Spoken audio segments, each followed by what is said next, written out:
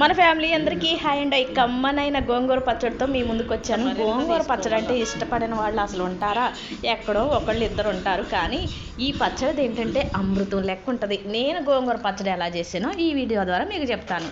Stove వెలిగించి కడాయి పెట్టి ఎండుమిర్చి 3 పిరికెళ్ళు వేసి కొద్దిగా నూనె వేసి జీలకర్ర ధనియాలు వేసి మిరపకాయలు గలగల అనేంత వరకు వేయించి పక్కన పెట్టాను. ఇక అదే స్టవ్ మీద ఒక దాక పెట్టేసి ఆ దాకలో కడిగి పెట్టుకున్న గోంగూర వేసేసి కొద్దిగా నీళ్ళు పోసాను. కొద్దిగా పోసానండి, ఆవిరికి గోంగూర తొందరగానే ఉడుకుతుంది.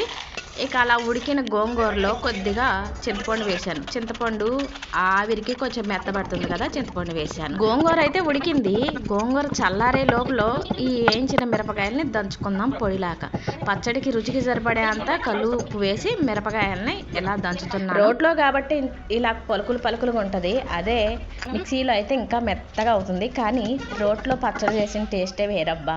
నేనైతే రోట్లోనే చేసుకుంటున్నాను. ఇక మిరపకాయలు ఇలా పొడి అయిన తర్వాత ఒక 10 వెల్లుల్లి రెబ్బలు గోంగూరలో కొద్దిసేపు ఉంచితే మెత్తపడింది కదా చింతపండు, ఆ 2 వేసి నూరేసేసాను. చింతపండు మెదిగిన తర్వాత ఉడకబెట్టిన గోంగూర కూడా ఈ రోట్లో వేసేసి నూరుతున్నానండి. పచ్చడి అయితే భలే కమ్మగా ఉంటుంది.